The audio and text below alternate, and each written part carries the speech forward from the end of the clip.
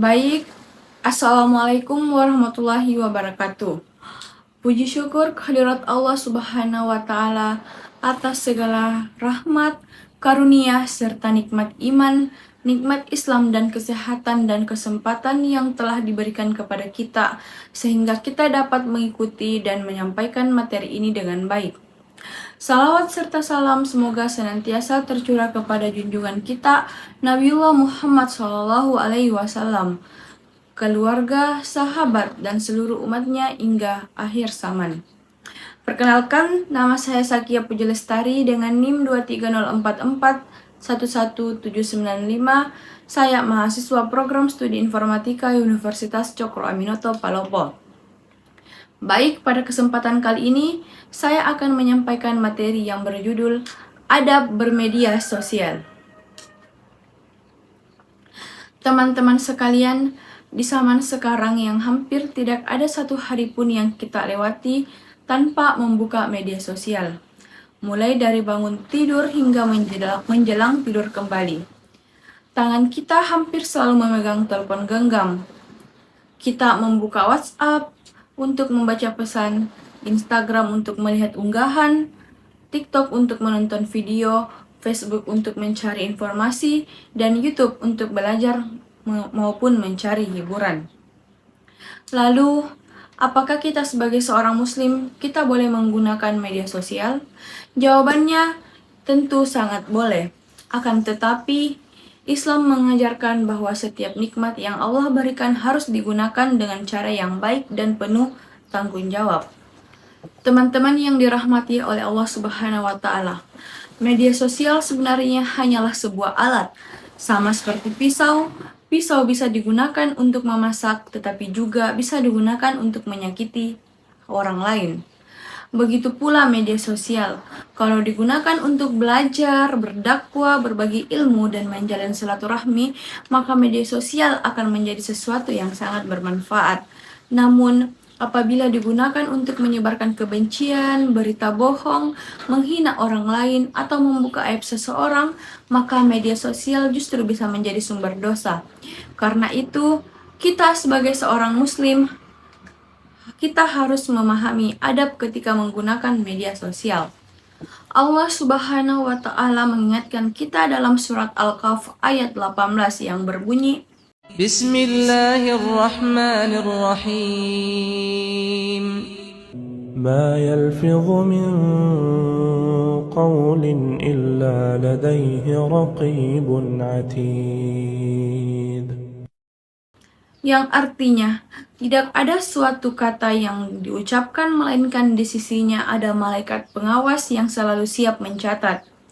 Ayat ini memberikan pelajaran bahwa bukan hanya perkataan yang diucapkan secara langsung yang dicatat oleh malaikat, tetapi juga tulisan yang kita buat di media sosial.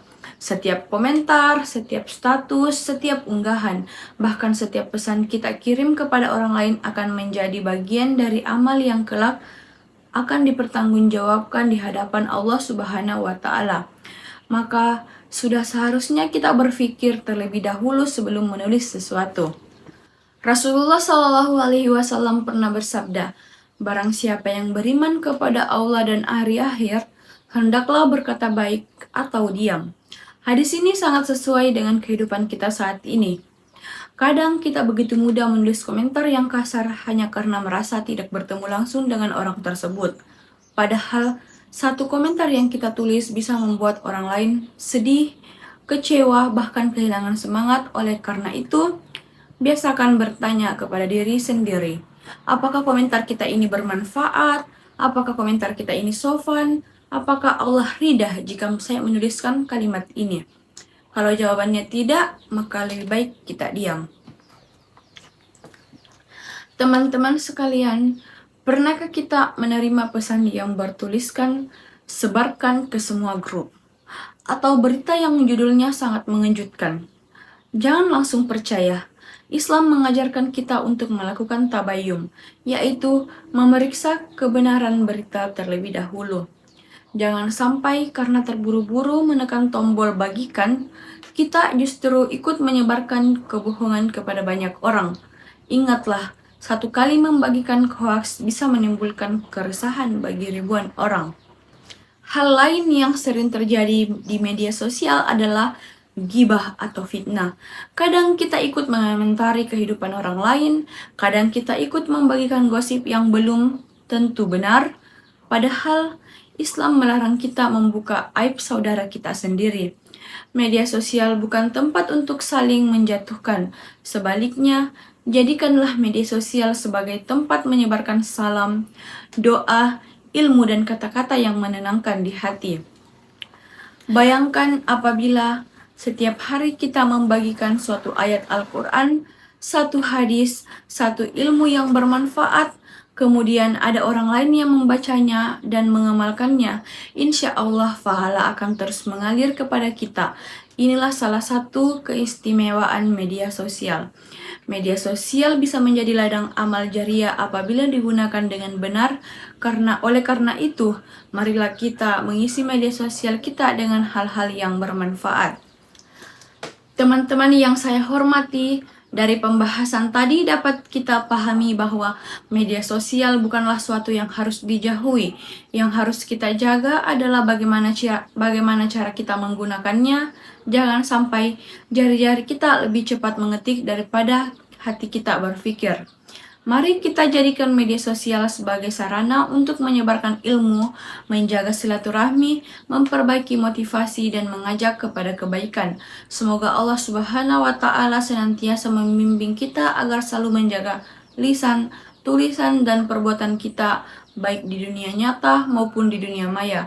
Amin ya Rabbal Alamin. Terima kasih atas perhatiannya teman-teman semua.